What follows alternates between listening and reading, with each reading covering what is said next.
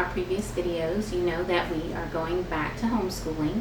I homeschooled my first two daughters through graduation, and my third child, my son, is 18 now, and he has been homeschooled on and off, as well as my 16-year-old daughter, who is now in private Christian school. But my fifth and sixth children have never been homeschooled. One is going into second grade this year, and the other is going into fourth grade. Neither of them have been homeschooled, and they have asked me repeatedly over the last several years if they could be homeschooled. So this year we are going to take a leap of faith and go back into the world of homeschooling. And so I just wanted to share a little bit about how I'm going about planning our school year, and some of the techniques that I use to keep things organized. So the first thing I want to show you is something that I do whether I'm homeschooling or not, and that is just a simple planner. And I do use two separate planners when I'm homeschooling, one for just keeping track of doctor's appointments, dentist appointments, things that I have to do that do not have anything to do with homeschool. And I use the Mom's Planet for that, and I'll share the link in the description below. I get one of these every year.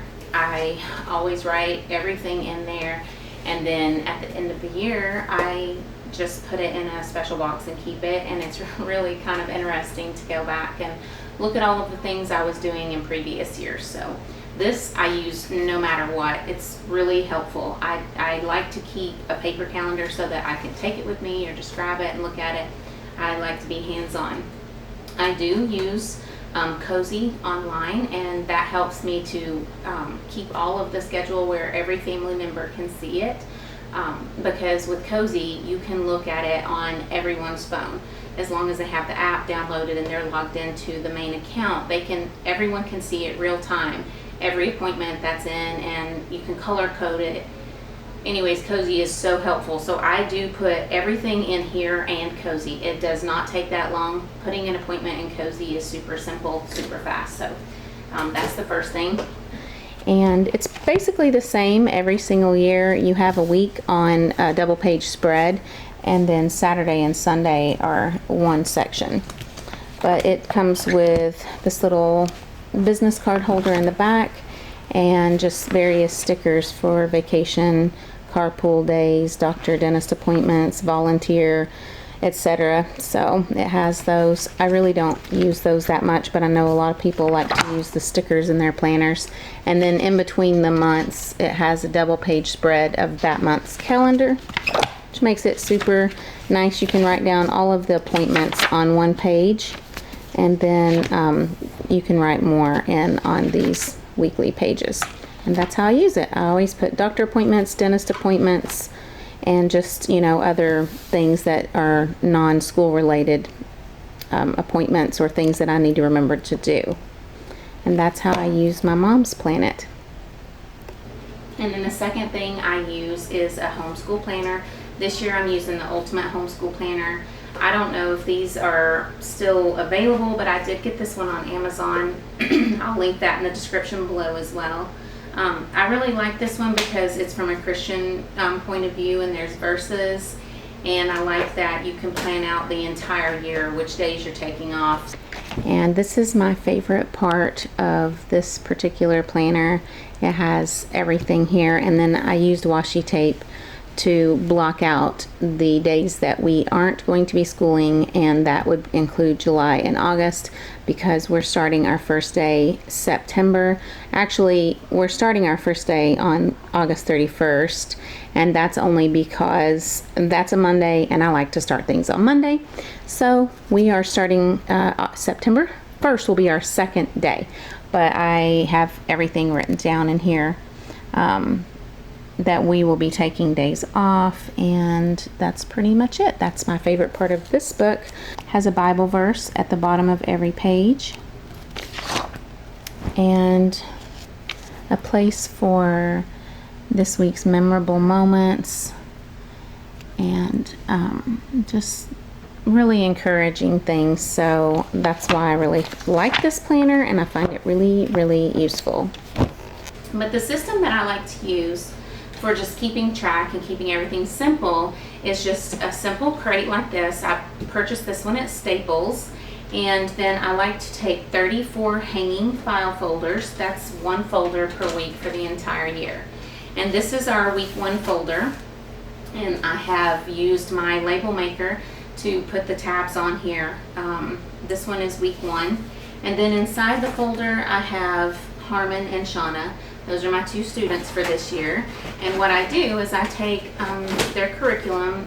This year we're using My Father's World. It will be our first experience with using My Father's World, and we are starting with year 1, which is exploring countries and cultures, which, if you know my kids and you know my family, we love other cultures, we love geography, we just love experiencing the world around us. So that's why I chose this for this year. It's just like a lot of stuff rolled into one. It's kind of similar to Sunlight curriculum. So as the year progresses, I'll let you know what we think about this. But I took the student pages for each student, and I put all of week 1 into Shauna's folder for week 1 and Harmon's folder for week 1. So they each have everything all set up to start out the week with the My Father's World curriculum. And then I also pulled out all of our math pages for the entire first week of school and put them in here. And then I did the same thing with all 34 weeks of school. So if something comes up and we miss a couple of days of school, it's not the end of the world. All I do is I simply get out the assignments that we didn't do. Say, for example, we didn't get to do this assignment. I would just take it out and put it in the week 2 folder for that student in the front. And then they can just go ahead and add in that extra lesson when they get an opportunity to do so. Or they can do an extra lesson on a day. But anyways, it's just in the next folder so they have a chance to catch up.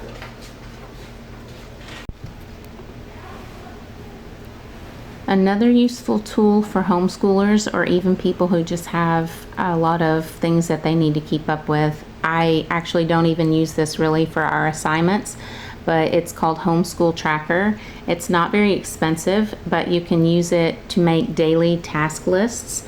And I like to put everybody's chores and regular things like martial arts practice or horse riding lessons or whatever.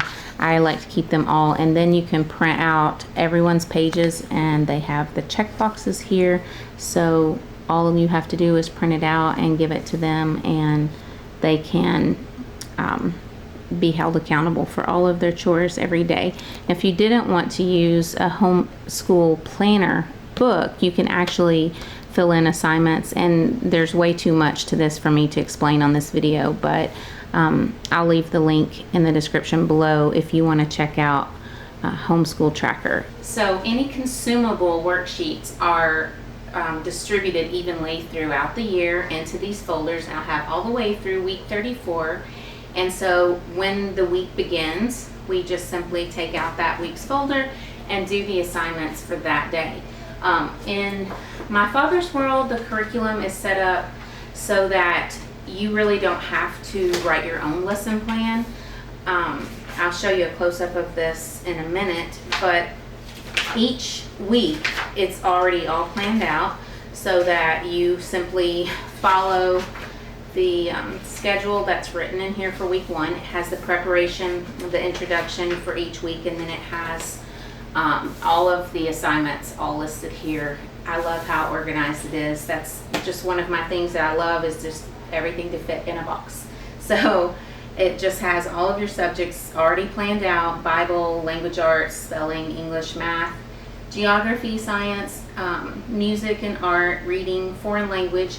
Then it even has a section for read aloud, and then it has a special section for 2nd and 3rd graders, because this curriculum is I think geared more towards the middle school, but you can use it for a 2nd grader if the 2nd grader has a sibling who is in a higher grade. And then it also has a supplement for 7th and 8th graders. So far from reading this curriculum, I am super excited about it. I can't wait to dig into it and start studying other cultures and learning more about geography, and we have our maps all over the walls, and we're just super excited.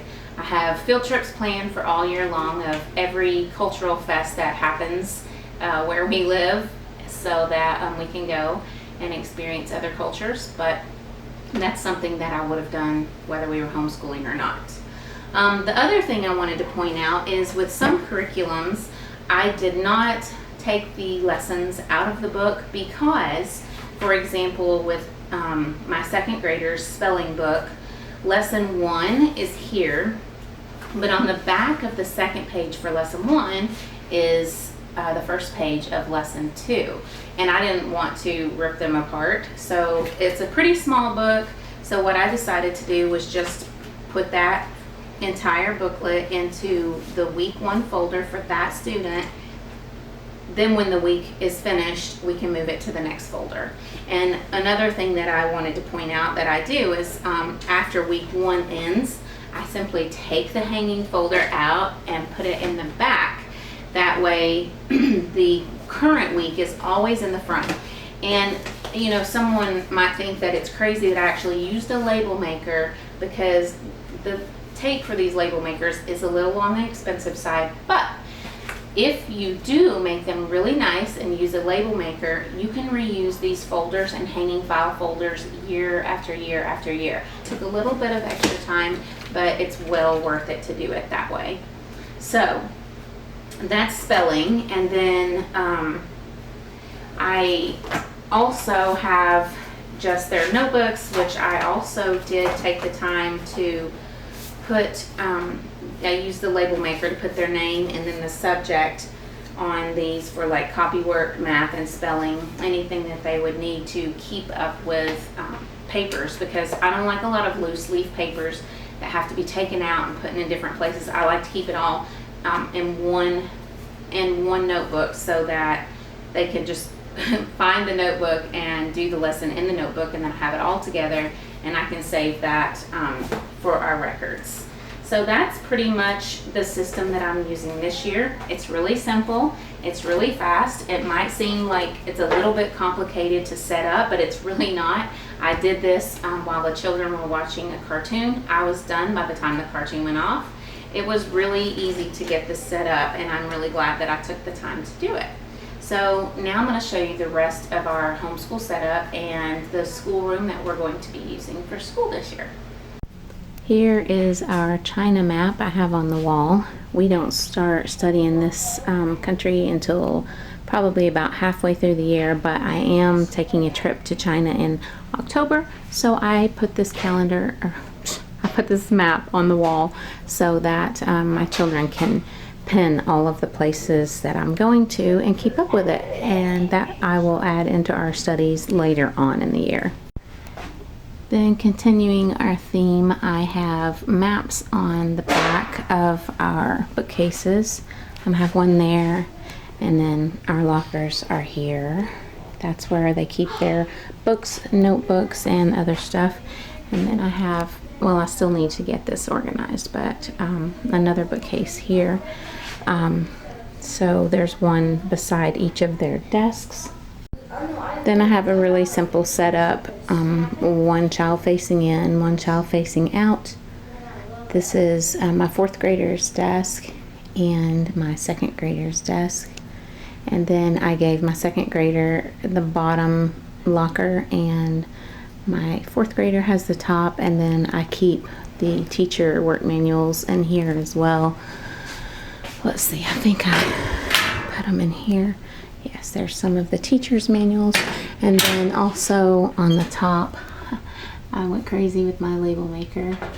Teacher, and then I have some extra supplies in here that I haven't started using these yet, but we have markers and color pencils, and then their pencil boxes, and then I just have some extra folders in here. We do have our Lego Bible Challenge binder right here, and I'll share the link for that too. It's a blog I really like. So there's that. And then this one I haven't completely organized yet. It has extra stuff in it I will distribute on the first day of school.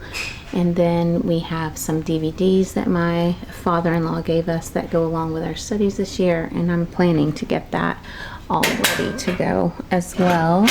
And then just some of my daughter's workbooks are there. Those aren't actually workbooks, they're student books and some map books and various things that I suppose my kitty is going to check it out. And then my son has this one that's on his side, and then he has some of his books in there as well. You want to check out that side too? Got to check it all out. So that's what I have going on down there. And this one's still empty. I don't have anything in that one yet, but again, we haven't started school. I'm still setting up the first week. So that's pretty much this part of our schoolroom. We have piano, guitar, and various other things in here that can be used for school.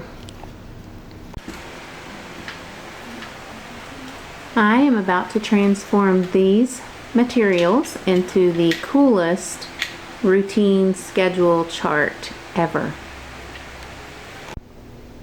Okay, so here's stage one of my schedule. Told you it was going to be really nifty. I have the children who are still at home and myself along the top row, and then the first column is the time, and I did that in half-hour increments, even though on some of the squares I do break it down into 15 minutes. So the top half would be something that they're doing for 15 minutes, and then the bottom half would be something else. So I have that. I actually get up before 6:30, but no one really does anything before 6:30, so I don't have anything earlier than that. And then after 7 is pretty much chill time here. So this was just one poster board, and I did not even use an entire block of the 2x2 post-it notes. The really cool thing about this, making a schedule this way, is if something doesn't work out, say for example I wanted to have handwriting before or after lunch, I could just remove this and put it in a different location. So that makes it easy. If something in the schedule isn't working, can just move it around and just kind of tweak it as you go. And I know you can also do this on lots of different computer programs, but I like to do it hands-on. I do have stuff that I keep on my computer, but for me it works better when I can touch it and I can have it on the wall for the kids to look at, and it's just faster and easier this way. Now that my schedule is finished, I have it hanging on the wall. This way we can keep track of what we should be doing during each half-hour segment of the day. And then it's super easy to just grab the little post-it note if I need to rearrange anything once school gets started, because a schedule in my house at least gets altered frequently. So this is just an easy way not to have to keep going into my computer, reprinting and doing it over. I just simply move the small post-it notes around, and I'll be doing updates later to show you how things are working and let you know how well we've been following our schedule. So I hope you enjoyed watching how I have our homeschool year set up at the beginning of our school year this year. I hope to do some updates later on to let everyone know how we're progressing with our school year, if the kids actually enjoy being homeschooled as much as they thought they would, and also how our routine is going and how we like the My Father's World curriculum. So thank you so much for watching, and if you like this video, please give it a thumbs up, and don't forget to subscribe to our channel. I do a lot of different videos, not just about homeschooling, but also healthy eating, different cooking recipes and techniques, and then we do various reviews. So if you like this video, I hope you'll subscribe, and again, thanks for watching.